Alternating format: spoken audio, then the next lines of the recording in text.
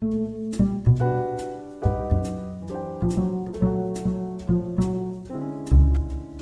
everyone, welcome to another episode of Divided Films, the podcast where we talk about movies that audiences and critics do not agree on. My name is JJ, and with me as always is my co-host Keith. Hello! And with us today, our guests are couple Bobby O'Rourke and, I'm sorry Maddie, I do not know your last name. It is Cook. Madeline Cook.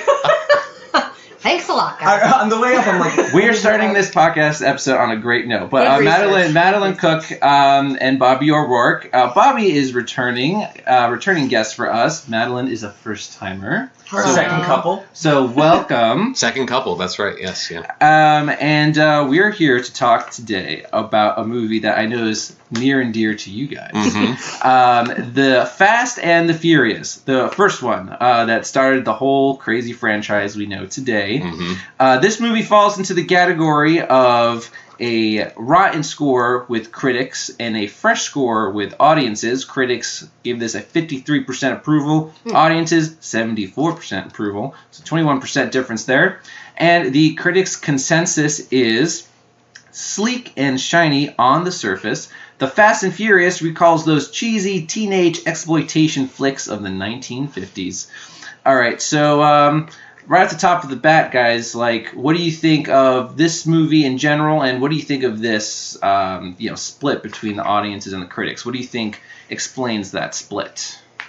I do get the split, because we watched this movie, and it was actually better than we remember it. I remembered it being a little boring, and there are parts that I do find boring, but it also has a weird charm to it, and it's hard. Maddie and I were talking about this because we watched it this morning. It's hard to judge this movie by itself because of what we know the franchise becomes. You know, it's 20 years now. Yeah. And it's hard to watch this movie, and Maddie and I were just, part of us like, where's The Rock? And when is he going to show up? And, of course, he doesn't show up until about the 5th installment of this franchise. Right, we don't even have Tyrese Gibson yet. No. That is two. Yeah, okay. So I think we went in trying our best to judge this in isolation and say, what is this as a movie versus what I think both of us agree is we like a lot of the sequels, perhaps more than this one. So we're trying to judge it fairly as we can. And a lot of these movies, all of these movies, I think are for the fans. I think they've always been for the fans. And totally. It doesn't surprise me really at all that critics don't like them, because I think by themselves they're not like objectively good films. But, you know, the characters, I mean, you just love them. You love to see the relationships. You love to see the cars. So, yeah, I'm not surprised at all, to be honest with you. You know, if anything, I get a kick out of how much people love cars in this movie. Like, correct. Like, the background extras in this movie, like, they treat cars as if they are meeting, like, a famous actor or something. Like, these cars are, like, super impressive to them in a way that I can't comprehend. What do you think, Keith? I think I've mentioned it to all three of you on some occasions that this is I've never seen a Fast and Furious movie. Ever. You want? I know, and Maddie, you're giving me the same reaction, shocked face that I told you like years ago. You're like, can't comprehend. And it's not out of like this movie, the first one is 2001, I believe. Yeah, That's it correct. came out 3 months before 9/11, not to bring it down. We had to look it up. Because it had a feel to it, and we were saying we wanted to know, you know, that's such an odd era in movies, like to be on that cusp, and we were curious if it came out before or after that. I should have been into this movie. I was like the right age for this, but it just never got to me, and I know the zeitgeist. I know how like impactful they've been as a franchise. I just never been like, oh, I'm gonna go see a Fast and Furious movie, and I'm gonna wait. I thought I was gonna wait until like 10 came out. I was gonna like binge them all in a day, and then we made this podcast, and you know, might as well take a leap into this. It's good enough. It's good enough. I was actually kind of... What a ringing endorsement. No. Well, How dare you? It kept my... having known nothing of it, like I know the basics. I know cars. There's just some semblance of family. There's no memes yet of it. It's very kind of... It is a product of... like 2001 action movies. Oh, like, sure. The orange tint, the fast editing, not ludicrous, the Ja Rule. Ja Rule. Ja Rule pop. I'm like, who is that guy? Does Ja Rule also do the theme song? Yes, he does. He sure does. And I think he does. They play the song that he does in the scene that he's in. That's correct. Which I think is a little strange. And personally, for me, anytime Ja Rule shows up in a movie, that automatically knocks it down a few percentage. That is my Ja Rule, if you will. I'd like to leave this podcast. Yeah, I don't want to be on this anymore. Thank you. Good night. But you're right. It's very much like of its time. In fact, I get a kick out of all those like early 2000s sunglasses, those oval sunglasses that you can still buy at Oakley's probably. It all started with The Matrix and just trickled down. And That's right. It trickled down into this. Even the director, Rob Cohen, did like XXX, Stealth, Gone in 60 Seconds, that orange tint, very fast saturated editing. color palette. I'm surprised Headstrong did not play Headstrong or Linkin Park. I'm surprised. It's like one of those, but I think it is, to me, I don't know what score I'm going to give it, but I actually end up enjoying it. Now, There's some twists and turns that I like. Do you think that palette and the sweatiness and the dewiness it's very sweaty of everyone, is that a directorial choice, or was this just film in the early 2000s and that was what we had to work with? It's probably a mix of both, right? I mean, because I liked it. I actually enjoyed. You felt hot watching it, at least for the first couple scenes, because everyone was sweating, and Vin Diesel is just wet. He's wet. And I like next to this charcoal grill that's like on fire. Yeah. Well, the whole movie is trying to evoke adrenaline, right? Mm-hmm. So I think that's part of it, right? Like you're just constantly like on the edge of your seat and sweating. And I gotta say, I think some of these racing sequences, I do feel that sense of like thrill, especially in the first one, that first race scene. I did kind of like how they filmed, the intensity of how fast they were going, and I guess how furious they were. But anyways, I like the. They capture, I guess, the force of how fast they're going. Like they are like clutching onto the wheel and they're forced back into the seat because of how fast they're going. They go into hyperdrive at one point. In the Nitrous, Bobby. Nitrous. The movie Nitrous starts drive. off right away. Like there's no like opening. It just starts off with the credits, and it's just like, all right, I'm in. I'm buckling myself in. That opening title card kind of like gave me a headache because it was kind of like backwards and like zoomed in really close. I'm like, these are letters, but I'm not sure. The which editor ones. got very drunk and he did not know. I agree with you on that. When we were watching it, literally like 5 minutes ago, this morning, we noticed that the I lost my train of thought. I'll pick it up. What do I do? We noticed that happens all the time. We noticed that the very first thing this franchise does, the first choice, is they say our main source of funds is stealing DVD players. And I cannot tell you how much of a thrill I got from just imagining a time when DVD players were the thing. You have to jack that car. It's full of DVD players. Again, a product of its time, right? Yes. I mean, this is like the DVD boom 2001, right? That's like, right. And I just want to say how adorable it is that you guys just finished each other's sentences in a Fast and Furious way. In a Fast and Furious way. He picked up a different thought. Oh, That's all right. You are the Vin Diesel to her Michelle Rodriguez. Ooh, What a compliment. They were Wow. dating at the time. Wow. Were they really? Yes, they were. I have a real. You can tell. I got a real There's soft spot. that steamy scene. Yeah. Yeah. Oh well, I thought that was kind of like a weird montage though because there's it keeps cutting back and forth between like Vin Diesel and Michelle Rodriguez like getting it on like hot and heavy, and then of the police raiding the bad guy's like house and his like cohorts. But it was kind of like a choppy edit. I thought that was like bad editing, which I think Keith, you once mentioned, like you don't notice good editing, you notice bad editing. And that to me, I'm like, wait, what? Like it was just not, it wasn't seamless when it really should have been, because the rest of the movie kind of was. In a way. It feels actually the first heist scene where they use the harpoon to go through the truck and they drive the car underneath the big ring. It felt a little bit. I saw a little bit of the opening of The Dark Knight, and it kind of had that feel of like it was a decent heist I feel opening so sorry scene. for truck drivers in this movie. Truck drivers Bad are rap. maligned in this film. It is It's like a anti-union. most violent year. I don't blame them for arming themselves and for shooting at these Hitting him guys. with a bat. No, they're being larcenied. That's not a word, but they're being stolen from every day. Of course, they're going to defend themselves. Robbed, I think, is the word. Thank you. But even like that heist, I thought was so preposterous. Though, like, has anyone ever used a harpoon to hijack a truck? Yes.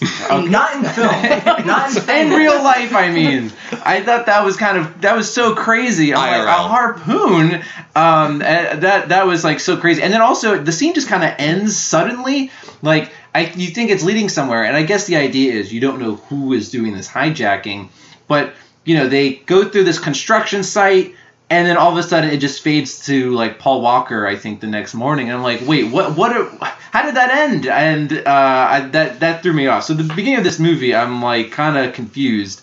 But I think as the movie goes on, it sells me more and more. Yeah, I mean, we were saying that the movie it begins quite fast, really. I mean, you don't know what's going on. You don't know who any of the characters are until half hour in at the very earliest. I mean... Yeah, their names don't really come up until later. You don't know really who Paul Walker is. You don't find out his secret until... It's a third of the way through the movie before you find out Paul Walker we were like, is... Do we even know he's a cop at this point? Like, no. I don't... I thought that was I actually, not knowing anything of the franchise, I was like, wait a minute.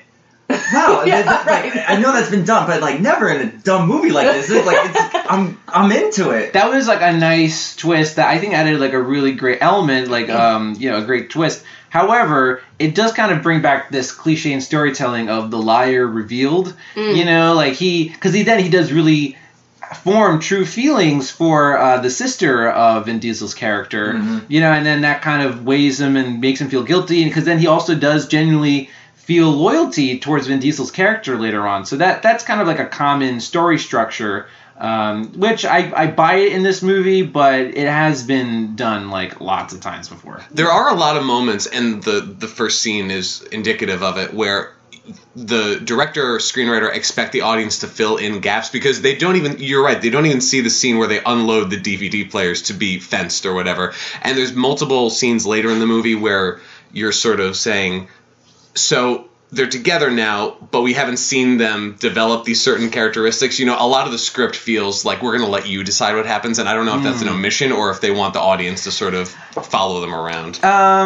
Yeah, that's a good point. I think that's maybe not something that I would imagine audiences really even are that concerned about. I think that people are buying a ticket to this movie to see the racing scenes, and that's what they're getting. So these kind of plot details, I guess from a critical point of view, maybe that's where the critics are having a lower score than audiences. They're looking to fill in these gaps, and they want the movie to explain, and the audience is just going along for the ride. Yeah, quite literally. Yeah. A very fast ride. Well, yeah, I mean, I think that it is at its core. This, I think, more than a lot of the others, is literally about cars, and like as someone who doesn't super care about cars, I'm sort of more in it for the characters, which I think is ridiculous. But I think that it's like a gearhead movie, and that's more. We can't use that word, but I'm sure they can use that word. It's not a PC kind of thing, I guess. I guess we're gonna get some like boycott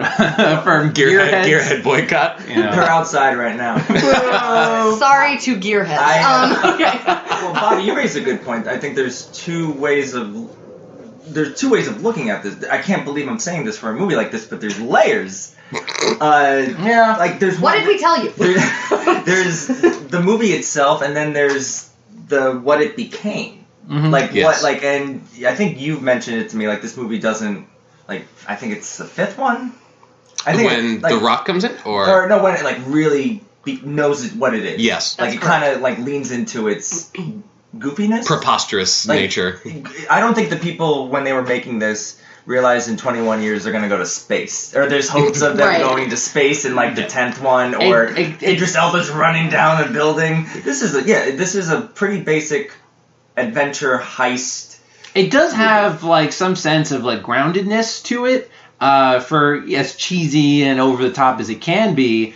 I definitely get a sense that the movies have diverged from this and kind of, I guess, taken a note from the over the top element of it and just built on that, which is a shame, because I think this movie, like you said, there are some really great elements. Maybe if you focus more on the relationships of the characters instead of the over the top action scenes you eventually get, you could have even more solid films like this. I haven't seen the sequels to this myself, so I kind of want to. I am curious about them. They're interesting, and we don't have to talk about the sequels, obviously, but they all feel a little different. Tokyo Drift famously is one of the worst in the franchise, but it even feels like a different movie. They just jettison characters and then bring them back for absolutely no reason at all. And then it's hard to judge this movie, like we said, as an isolated incident. It's very difficult to do. Yeah, that. this is interesting, because you guys obviously are very familiar with the franchise. We're newbies,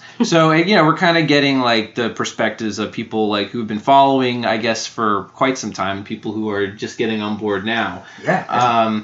And I can see like the rewatchability of this a lot. I feel like if this is a movie maybe my family had gotten into when I was younger, we probably would have had the DVD and, watched it many times. One thing, though, I feel like there's some scenes in this movie that could have been cut out. It is like about a 2-hour runtime. 145, yeah. It's fairly long for an action movie. There's just a couple scenes where I'm like, what was the point of that? Like, there's the scene where they're driving down, like, the Pacific Coast Highway or something, and they pull up to a stoplight next to a Ferrari. Yes. When they race that Ferrari, I'm like, well, like, it just ends with them going to that shrimp shack. Like, what is the point of that? Like, the dialogue in that is really weird, too. Like, for some reason, Paul Walker asked the Ferrari guy, like, what's the retail price on that? And the guy is a jerk. He's like, more than you can afford. And then Vin Diesel goes, smoke him. And, like, you get this, like, crazy driving sequence, and it just ends suddenly. I'm like, well, what was all that about? There are moments where the writing actually is pretty taut, and I think there are scenes between Vin Diesel and Paul Walker that are genuinely effective, and then there are moments like that where you think a robot briefly took over how they think humans talk, because you would never just pull up next to a car and say, how much did you pay for your car? It's much different in LA. Yeah, I guess so. Time. May I say, too, this is the second race of the movie, I think, when they go into hyperdrive with the nitrous gas. Oh, yeah. The emptiest Los Angeles I have ever seen in my life. That's a big question for me. Throughout the films. Yes. Yeah. Throughout the films. They're Major deserted. cities, major races, no one is there. Like, all the time. That was monitoring funny. cops, and I understand, like, Paul Walker's probably saying keep the cops away, but there's a whole street. It might as well be a car show. Yeah. like, there's no, like, people just There's almost like 100 cars parked over there. It's insane. You know what's funny, too? 1,500 cars were used at the race wars, which I'm still uncomfortable to say. Wait, in real life? Yeah, I was very uncomfortable with the name of it. Which I have to say is a very unfortunate name for this racing event. Race Wars? Like, Really? even 2001. I don't know what you mean. Can you explain that?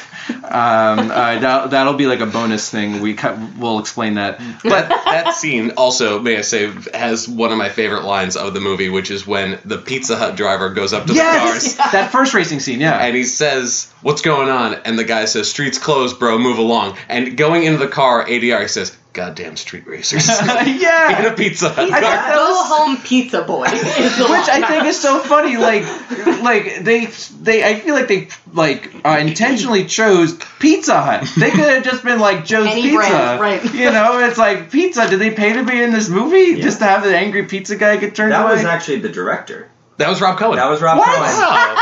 And, No. Yeah, that was. I know. I did the research. That's the part he picked for himself. Yeah, the writer. The pizza boy who couldn't get through the streets. What do you want me to say? But did you know that That's this, unbelievable.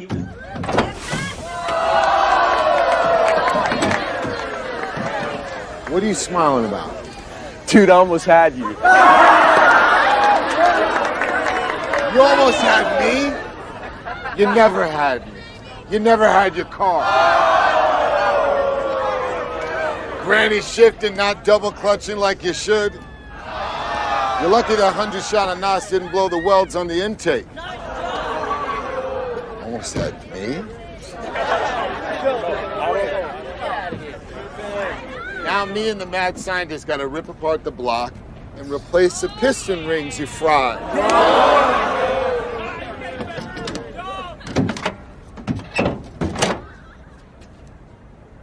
Ask any racer, any real racer.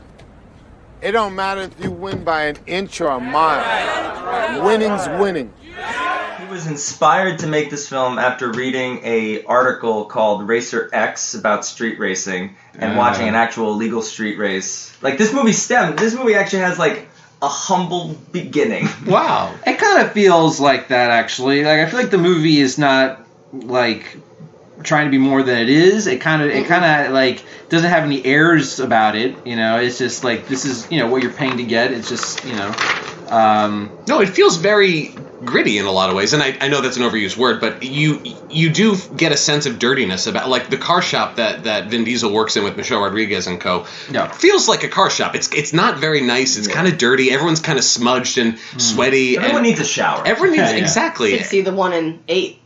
Oh, 8 looks like an Apple store. Like by the time they get around. I'm so curious about See, the now that's crew. a good comparison of where you start and where you end up. Oh, yeah. Where it's like more about like the tech and the gadgets and stuff. And this one, it's just like, they're just humble guys who, I guess steal DVDs from trucks time to time. I was so curious about the crew. Like, it's like they're I like this crew. I did, but they're not. Obviously, like, they're not the.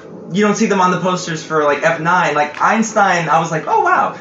Like, he's actually a pretty interesting character. Yeah. He's like, and then Which guy? The ADD. The kid. guy, Jesse? Like, Jesse. I got this ADD. I got this ADD. Like, it's such Can't go to college. Can't go to college. Like, it's amazing our understanding of it back then. I thought his But I was sad when he died. spoiler alert, but yeah, I thought his death scene was a little clumsy. Like he shows up to the house. He's like, I need your help, and then immediately the guys on the motorcycle show up too, and I'm like, okay, maybe they were tailing him. I don't know, but like it happened so suddenly. Them a car. Like it's like he's there, and then they're there, and then. Like real quick, Vin Diesel has like spidey sense when the motorcycle guys are coming in. Like they do this like weird shot for Vin Diesel, for Paul Walker, and then for the Jesse character that they don't do for the rest of the movie. Just kind of like zoom in on their face as if they had been doing it the whole time. That was kind of funny. There's a bit of that. It's not stop motion, but they will make sort of a shadow of the person's head turning, and it'll be like in slow-mo, like you'll see frames of them moving too when they're in the car. And Yeah. that's also a very early 2000s movie. Like, I remember like that Bionic Man sort of look where you're kind of moving so fast that there's remnants of you left behind. Yeah. That's kind of like a fun, cheesy way of depicting that. I can see how the cast, like Dom is such an iconic character. I think it was a very well cast movie. I think Vin Diesel is like perfect for this part because I think he is very charming and he kind of has this like alluring way about him, and he is kind of like mysterious He has in a a way. patriarchal sense, like Yeah. like everyone's in my house. He feels like I don't know. He feels like this like cool guy that I like. When the sister character says people just gravitate towards him, I totally buy that. Me too. all I hear is I Am Giant though. Like it's like Or in retrospect, I am Groot. yeah, no. But some notes about the casting that I was kind of shocked. Timothy Oliphant he turned down the role of Dom. He turned down the role of Dom. Dom. That would have been a big casting Yeah, mistake. wow. Well, I would like to see Timothy Oliphant like pop. I think he'd make a great villain. I like in that. These movies. I like that actor, but I feel like it helps that Vin Diesel has the build that this character should have had. Like he has to have this sort of like aura around him, and then it also helps that he's like this big muscly guy that has like a calm temperament. I don't know. It would be a different character. Yeah. Oh, totally different It would character. be like in a different kind of charming way, but he turned it down because he was already in a car-related movie, Gone in 60 Seconds. Oh, which is really? you're only allowed to do one car movie. That's the law. But, Mark Wahlberg, Christian Bale, What? and the Holy Trinity, Eminem, were all considered for the part of Brian. Oh, good lord. Brian O'Connor. So this movie almost had Eminem and Ja Rule racing against each other. Oh my Just like in real life. Yeah. What a metaphor that would Eminem have was been. like coming off of I imagine he was like really hot property. 8 Mile, right? Yeah, was like- right before this. And then Paul you're right. Walker, who was the bully who made the bet with She's All That. Oh my god. He's the bully. Like, Paul Walker. He's the catalyst. Paul Walker, actually, I didn't realize until I looked up his filmography. He was in a movie I really enjoy called Pleasantville.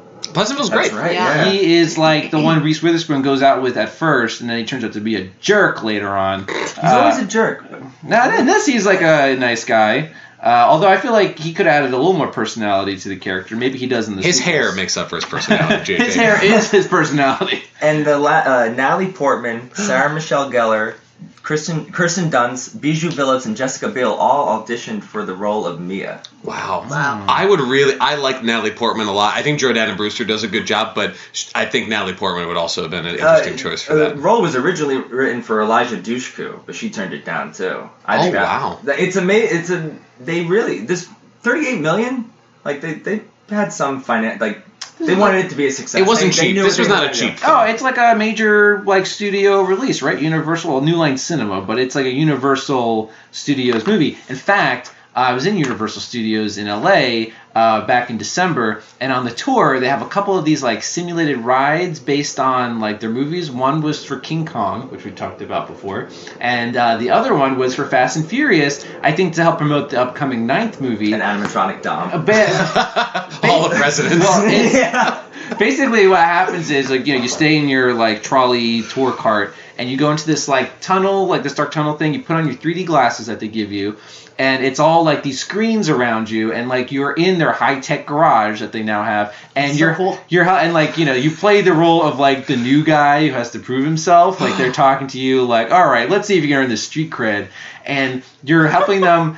I guess it basically feels like you're going on this like hijacking mission or something, but it feels like one of those arcade video games where you're driving and shooting and like people are popping out in front of you from helicopters and shooting at you, and you're driving off of ramps onto one highway to the other and things are exploding. It was like very thrilling, and I'm like, I feel like that is probably the same experience as watching like the next movie. I probably need to see it now because I should tell you, Maddie and I's 5-year anniversary is coming up, and I think we just decided where we're going. We're going to this theme park. all right, glad I could inspire that.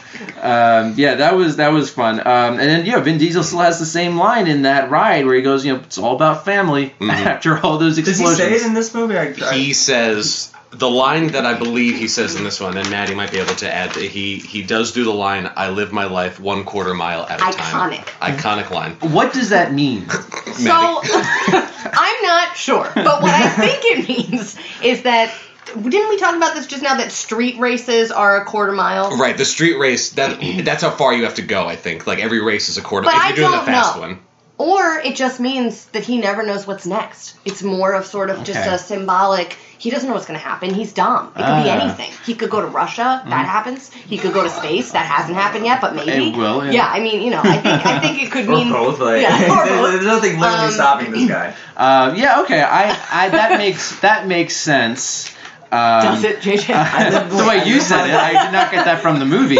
I did like the line where he says like in those 10 seconds when he's like racing, he feels free. I kind of like that. That was nice. That's a deeply acted scene from Vin Diesel, who normally the most acted scene, in all of the movies? I mean, all of his movies. I mean, his filmography. Yeah. I like that scene. I think that when you give Vin Diesel, he's kind of a little bit of a caricature of himself in some ways. Triple X obviously is such a weird franchise too. Yeah, got it. But he once in a while he can pull it out, and you're like, yeah, you got some acting chops, and I was surprised to learn that, and I was happy to see it again because this is maybe like the 3rd or 4th time we've watched this one. Yeah. So I was surprised. I was like, oh, Vin Diesel can act. I forgot about that. He's a big goofy nerd at heart. Like I would definitely. I've heard that. I think one of his movies he turned in, like one of his D&D stories he turned into a movie. Really? Where he plays like a witch hunter. There is We a might movie. have to review I it. think I don't there know. is a movie that he starred in. If it's not Witch Hunter, it's something very similar. On Interesting. the one of those like not John Wick, but what's the Riddick. Chronicles of Riddick. Chronicles of Riddick. In that one, I he have played heard of that. D&D with. He got Dame Judi Dench to play D&D. Damn. So like, there is something like I can't relate to this guy, but I just want to be. You want to be Dom's friend. It definitely resonates off screen. Mm-hmm. Yeah, well, it just goes to show, like you give an actor the right material and the right part, and you can really make something special happen. Mm-hmm. So I think that's what happened with him. What the hell was that all about? Long story, I'll tell you later. Let's get out of here.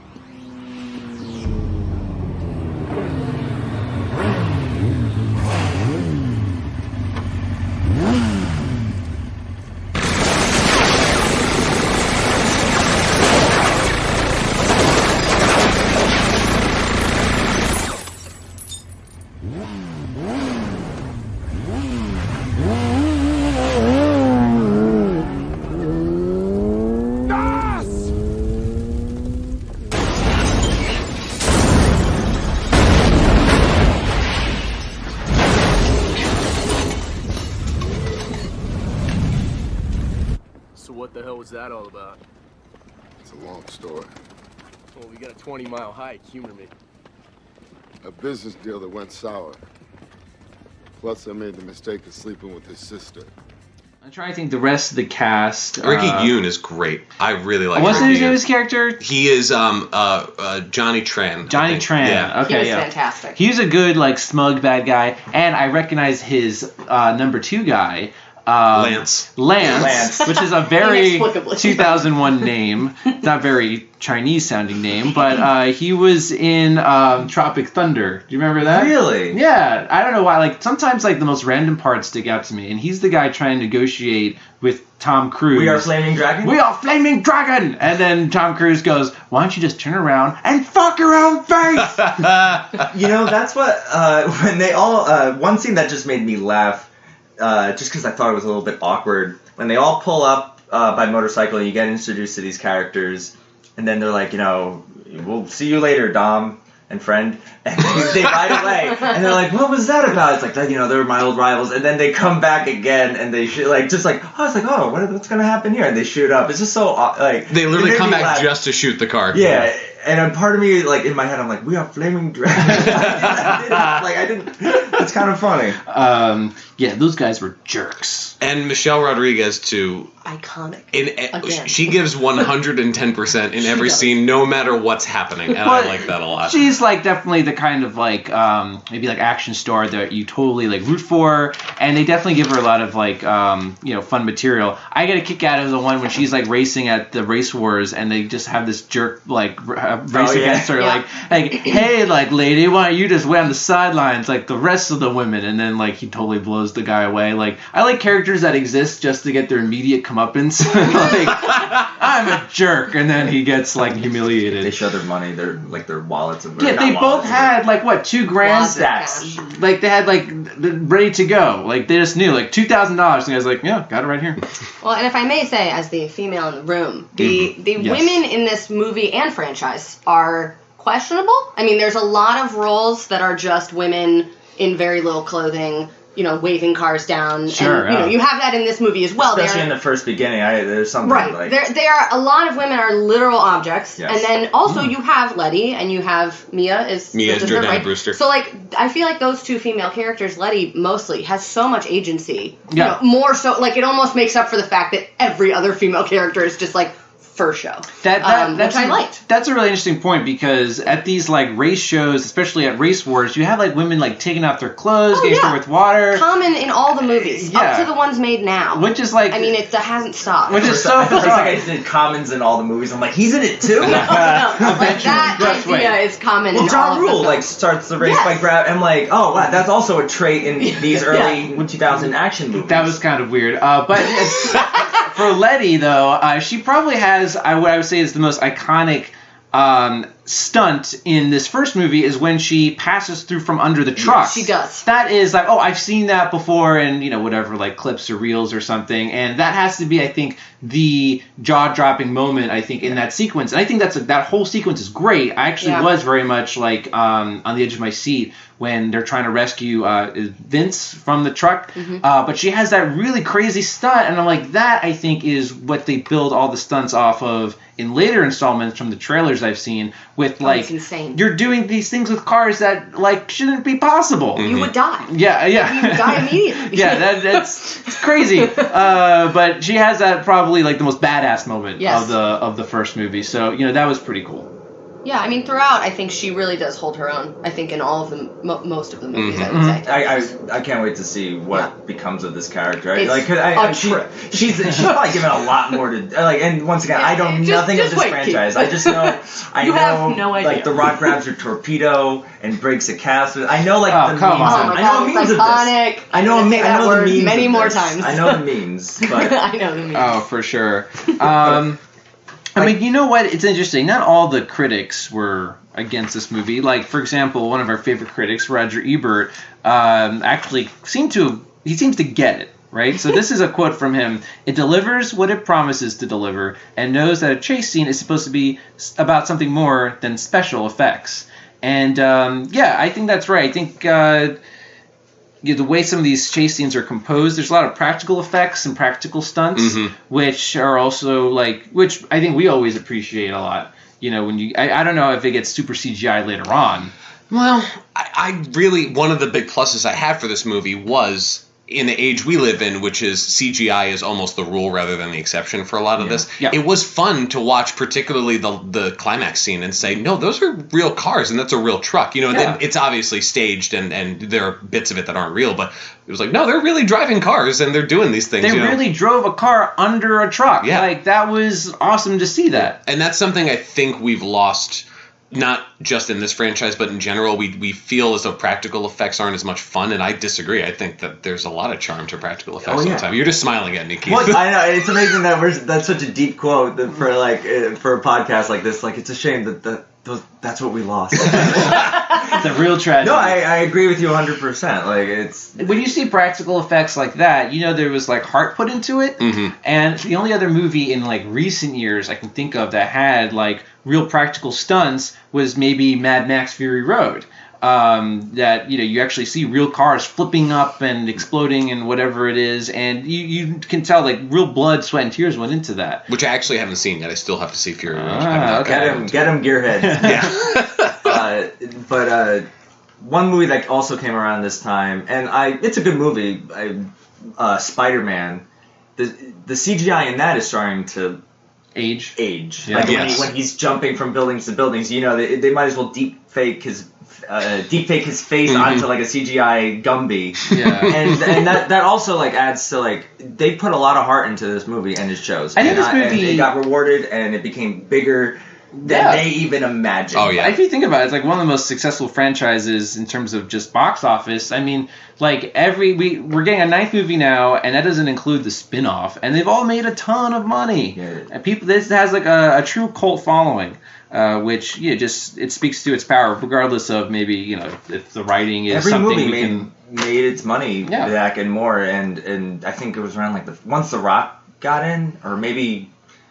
I think when the movie where sadly Paul Walker died, it started hitting. Each one has hit $1 billion. Like, this is a franchise up there with, like, you know, Marvel. It's a powerhouse, Yeah. And it ages with the times, for better or for worse. I think you could find a group of people who actually don't like the later ones because they do feel different. When The Rock comes in, it becomes much more like we're embracing, as Keith said, the ridiculousness of this. And this one is very much like, no, these are the street races, guys. This is the dirty. That's interesting. I wonder if there are people who maybe don't like this one as much because it's more tame than the later ones. I'm sure you have two different crowds of people, but I think that what I noticed watching this one, because as Bobby said, I think before, this is the one we've seen least except for 4, which is not very good. But I think that I lost my train of thought again. Guys, I'm so sorry. No, it totally happens. I got it. Okay, so things happened in this first movie that I think really set the foundation for a lot of it, and that's something I had forgotten. You know, there's a joke in the beginning when he's at the cafe ordering the friggin' tuna sandwich. And like he starts getting in a fight with Vince, and Dom's like, "What'd you put in that sandwich?" You know, there's like these little lines that are funny. Yeah, the banter. That I think once you get to like 8,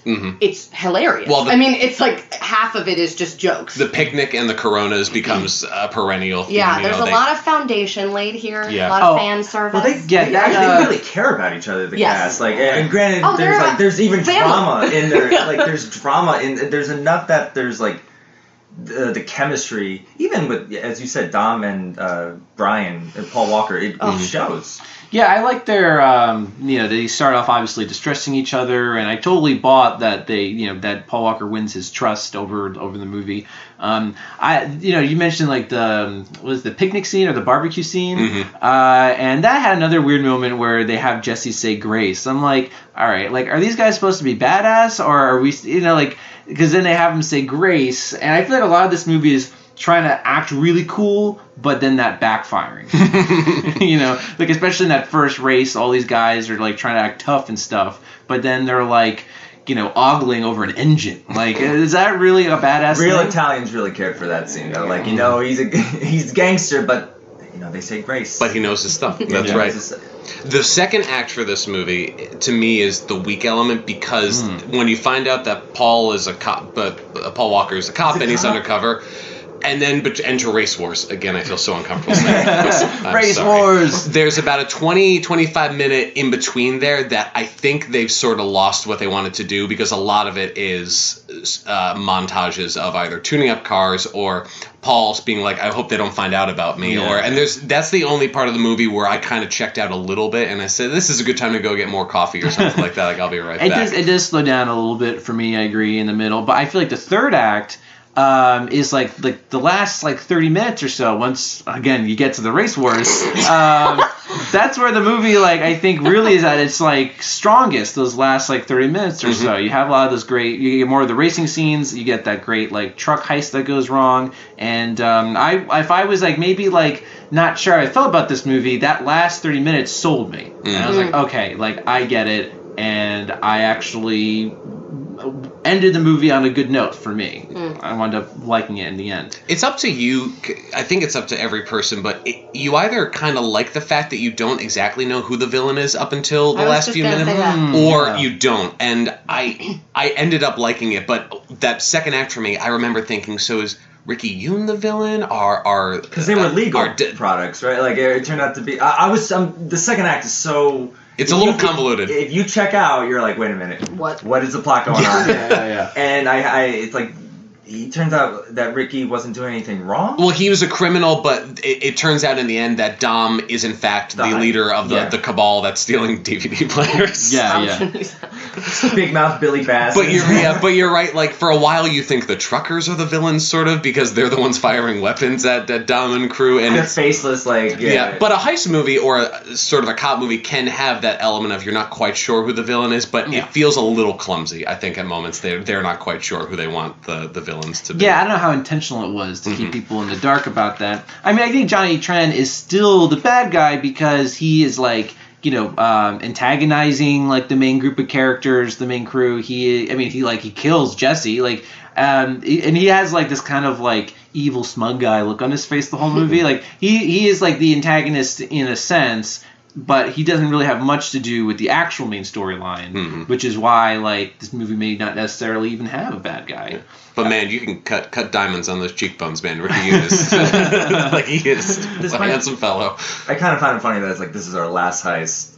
The last act is supposed to be their last heist, and 8 movies later. Yeah. But this might be. Does Dom have a motivation, or he just does it for the thrills? Dom is a complex man, and I think that a lot of the characters actually related to the villain conversation waffle between the two throughout the whole franchise. Even Dom does as well. So I mean, I think that theme of family is always something I think in the back of his mind, and I think having seen the rest of the movies, that does motivate him quite often. So if he's stealing a bunch of DVDs, it's probably for his family, I would think. It's not about the money, it's about the ride and just where the money would go. That's how I perceive it. I'm finding out there's so much family in this. That's the one main through line. Do you know, I had to jump ahead to what is F9 going to be about, and what isn't it about? Do you know the premise? Do you know Yes, and it's insane. He has another family member. Yeah. And Shaw, right? Jason Statham. Jason, he has a sister, a mother. You don't even. I bet his father's going to be a bit 9 is not even in the same universe as. Yeah, but it is. So far, I know, but I mean it's so far removed. It's so far. I mean, I can't wait. I watched the trailer 5 times. Here's an analogy. If this franchise was the cover of an Animorphs book, I think the first movie is when they're human, and then this ninth movie is when they're almost an animal. Not quite yet. But just real quick though, with this one, the movie ends with Paul Walker letting Vin Diesel get away, right? And I buy it in that moment that they've connected, and he can't complete his job because he's come to really like this guy. But still, when you think about it, this is still a guy hijacking trucks and doing things that should be stopped. And so I like to think that he lets the guy go, but then maybe a few minutes later thinks to himself, I made a huge mistake.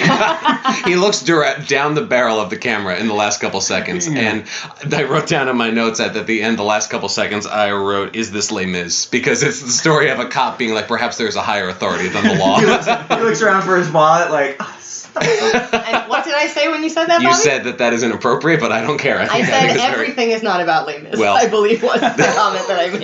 It's always about Les you Mis. can always trace it I back. forgot, this is the wrong room for that. I would love if like Paul Walker did like a Javert death and just fell into like the ocean or something. You should be watching from the side. I wouldn't want to get any exhaust on that pretty face. How about you put your money where your mouth is? Well, how about I race you for that sweet little ass? You want ass, why don't you hit Hollywood Boulevard? You want an adrenaline rush? It'll be too large. Right here, right now. What's it gonna be? But yeah, I mean, I did make me interested in where the second one could at least start out with, because it seems like Paul Walker is saying goodbye to his life as a law enforcement agent. I don't know. I mean, we could tell you. No spoilers. Actually, yeah, with that, I'm kind of. I know the reviews of Too Fast and Furious, but I'm very curious to jump into this saga. It's odd. For as much as we like You'll the get series, texts from me. This is odd. Vin Diesel's not in it. What? Really? What? Really? So to start, I mean, I'm not going to say anything Really? else, but that's why I said it's odd. I would say until 5, this is true. They did not know, because then 3 is Tokyo Drift. Like, what even? Was it supposed to be like an anthology? I think type? that Paul Walker is the star. Well, right, but in the first movie, Until 3, I when he's not in I it, get nor that. is Vin Diesel in it. I get that Paul Walker's character is the main character, so maybe it would just follow him. But in this first movie, Vin Diesel is billed first. Oh, I know. And then they're not together again until 4. What? Which is nuts! I don't understand. JJ's mind is all No, over. I know. I said that this morning. I was like, Bobby, are they not in a movie again until 4th one? And that's true. But that is an interesting wild. franchise. Like that. Yeah. Like, What a weird choice. So they were like, Dom is, I guess, like our hero antagonist. The anti-hero, The perhaps. yeah, true. Overused. The anti-hero. Yes. And he does get away, and there was, I was told, a post-credit scene. I did not realize that there's a YouTube of him like driving in Mexico. For the And- first He one. says Letty Yeah. and him are going to go to Mexico. But there's a Sure. post-credit Oh, scene. I did not know that. Before we Oh, okay. even knew, All right. I had to YouTube that. But they were like, okay, he's gone, and now we're gonna a whole new cast. Wait, who's he? Who? Tyrese is in the second one. That's like Right. the big person who comes in. Gotcha. Yeah. Okay. And I think one of the cops still is in it. I think Levine? No, I think they even replace him. I think there's a character who is his surrogate, but it's not Ted Levine. I don't think he's in I it. was surprised to see Ted Levine, and yet I'm not surprised at all. I'm surprised to see Ted Levine in anything because he will always be Buffalo Bill. Exactly. I thought I was doing that voice while we were watching it, and Maddie was like, "What are you doing?" It's just strange to He's see putting him. lipstick on. Yeah. It's so strange to see him like in anything. So that's interesting because I understand that a lot of this first crew never even comes back except for just Vin Diesel and Michelle Rodriguez, right? I believe. Yeah. I believe Vince, who is the He comes back one time. Vince comes back, I believe, Really? at one point. Vince But, was Much a jerk. later. but Michelle Rodriguez is a big part of it. Paul Walker, Vin Diesel, Jordana Brewster, and Vince is the only other one who kind of shows up again, but very briefly. Who was the other guy that he was riding behind the truck and Oh, he was I also don't even know his name, and I don't think he keeping shows he up was again. like the one who was like Leon. the cops are coming. Leon? Was it Leon? Or maybe I'm thinking Star Fox, or like. I think it was Leon. No, I think no. Wow, I think we might have to start like a Fast and Furious podcast. Like, I'm generally like, Fine if we have. You have to. no, Vince comes back. I'm like, Yes. like, Well, and the franchise again, like it is such fan service, and I'm here for all of it. But like they bring back. I have to Google things when I'm watching the later ones because I'm like, was that person in it? Like, are we supposed to know who that was? And often it'll be someone who was on screen for like less than a half hour. And they were in 2, and suddenly they're in 8, and you're just like, now they're what? giving cameos to like hey, Right. Helen Mirren. Okay, but what? The Queen's Like, gonna she be in the did next it. one. Yeah, She's gonna be in the next one. Oscar winner, Helen Mirren. If you had to go back to 2001 and you tell the audience coming out of this movie that Helen Mirren would appear in a sequel of this movie, they would think you're crazy. I still think it's crazy. Yeah. She's great in them, but and Charlize Theron is great. Charlize Theron was a they're great in huge Fate stars. of the Furious, spelled F8. The titles of these sequels are a little curious. So I get Too Fast, Too Furious. Okay. I don't get that at all. I get it, but it's like they're too fast and they're too furious. And then the third one, okay, Tokyo Drift. They're in Tokyo. The fourth one is called what? The Fast and the Furious. No, the first one is called The Fast and the Furious. That The fourth one is called Fast and Furious. Which is what this one should have been called, because I'm like, wait a minute, The Fast and the Furious? That is like so confusing. I've seen that happen with a couple other franchises. Like the first Final Destination movie is called Final Destination, and the fourth one is called Too Final. If only. The fourth one is called The Final Destination. That's so lazy. like it just is like really confusing. And for the sake of this podcast, that's why I had to clarify the first in the franchise, not the fourth one. I admit to checking my phone this morning and being like, I'm watching the right one, right? Because their names are very similar. I was actually a little worried that you guys were like, I thought we were talking about the fourth one. Compare notes. Then what's the fifth one called? Fast 5. Okay. The sixth one? Furious 6. Furious 7 is next. Right? Is it Fast? Don't look at me.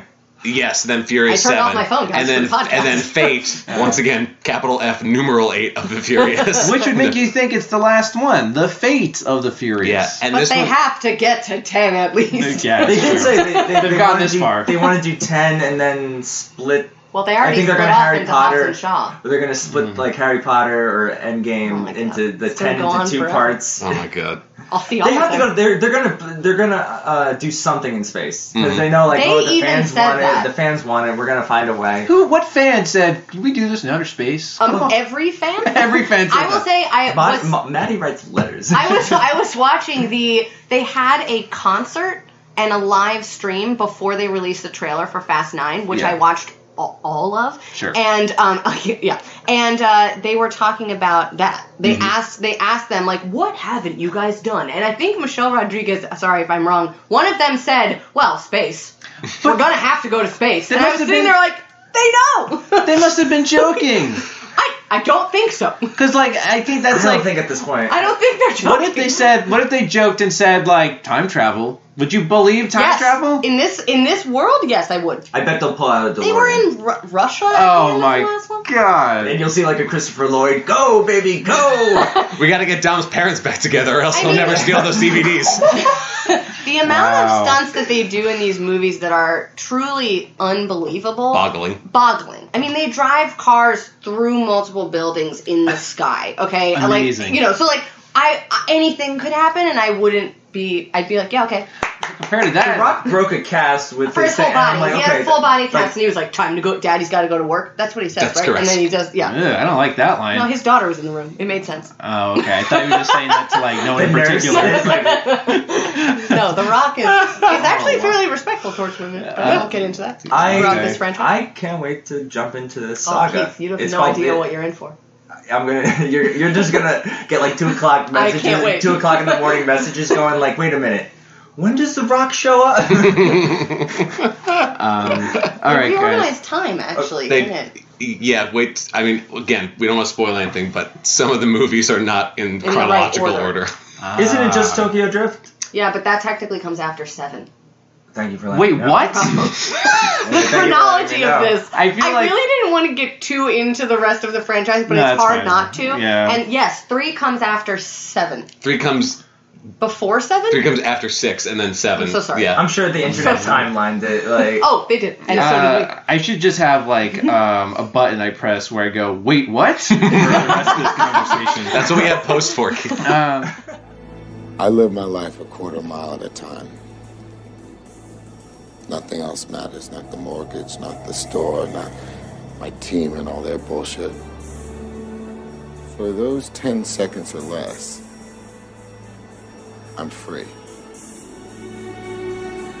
I think we can maybe now get into if there's any other parts of this movie we want to touch on. The one thing I just remember I want to bring up is the kind of cars they're driving are not the kind of cars I thought you would race. Like, aren't they driving like Hondas and Honda Civic? Yeah, that's it. Honda Civics, green, purple Honda Civics. You would think a racing movie would have like Mustangs and like I don't know, like there is a Ferrari, but it's like driven by a businessman.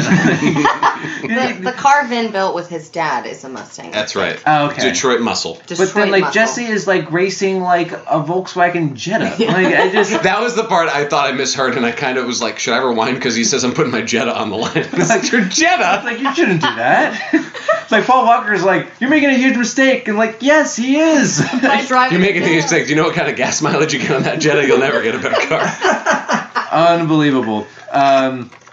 But I guess maybe we can now get into just our own personal scores on this movie. So again, the critical score was 53%, audience score 74%. So let's start with our guests here. What percentage would you guys give this, your personal score for The Fast and the Furious? Maddie, do you want to go first, or shall I? I think I'm going to go right in line with the audience and say I floated about 75. Okay, 75. Yeah. Okay. Yeah, I do. I'm going to also be a slightly below audience because I think, once again, this is a good starting point. I think there are things in this movie that add up and things that don't quite work, but I see the effort in here, so I'm going to say 72, which is like, that's just what I feel. That's my heart. Contrary. Don't want to, get in between you guys with this movie. Keith, what would you say?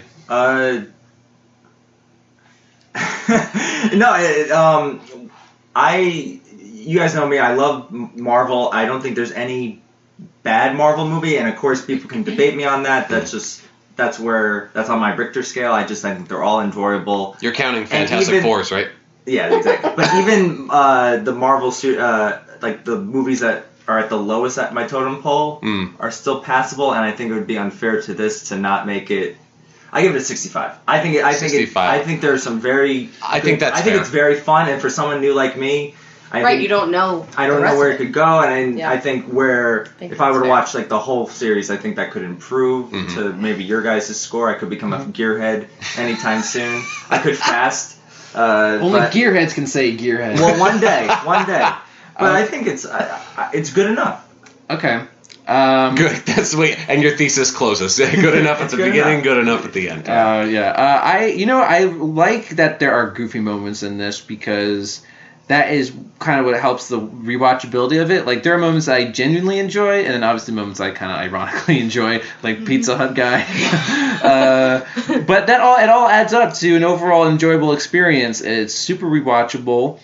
And the movie is, I don't think it's aiming low and hitting low, but there is like a certain, like, I don't know, art to racing movies. I'm sure there's tons of bad racing movies out there. In fact, I think Gone in 60 Seconds, the 2000 version, is like notoriously a really bad racing movie. Is it? I actually forgot that was a movie almost at the same time as this one. I don't know. I don't remember for itself though. Yeah, very true. That's fair. I think there's a reason why this has like stuck around. The characters are good enough. You care about them, and the stunts are great. And it's not like a groundbreaking movie, but I think for what it's doing, maybe it actually hits a little higher than what it originally set out to do.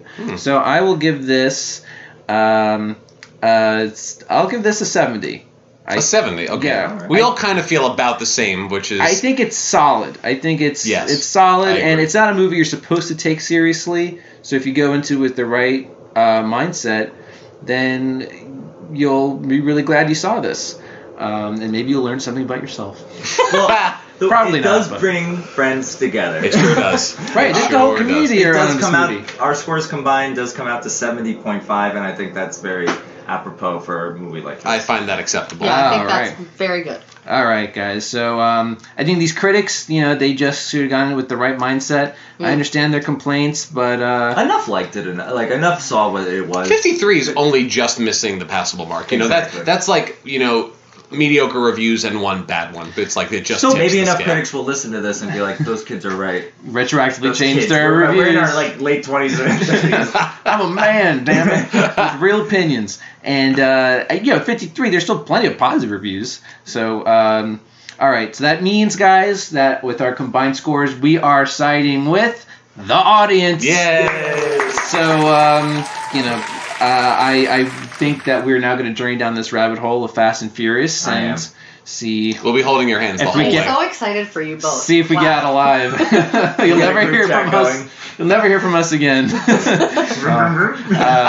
We didn't buy our tickets yet for 9, so if you're interested, Oh, is there enough time to catch up, or did we even need to catch up? What are you guys doing tonight?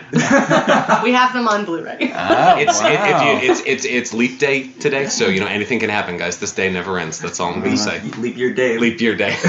All right, we'll watch those Blu-rays on our stolen DVD player. TV with DVD player included. It's Oh, real cool. classic. That's what those are, yeah. Love those. Well, thank you guys for stopping by. Thank and you for having us. We had so much fun. Thank you. Yeah, this was great, and I'd love to have you guys back again. So thanks you guys for listening, and join us again for another Divided Film. Thanks a lot.